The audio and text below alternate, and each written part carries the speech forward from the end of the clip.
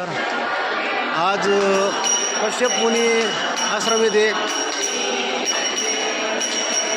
आमच्या पायी नर्मदा परिक्रमेतील टीममधील मुंबईच्या ईशाताई लवेकर यांचं एक कुटुंब त्यांना भेटण्यासाठी आलेलं आहे। आज आरतीचा आनंद घेताना कुटुंबासमेत ईशाताई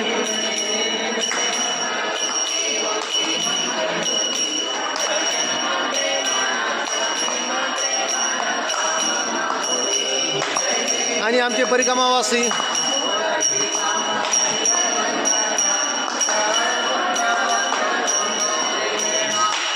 आम्ही पूर्ण 10 लोक बरोबर चालत आहोत।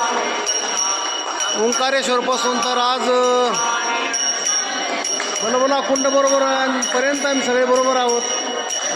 अशी आमची 10 जणांची टीम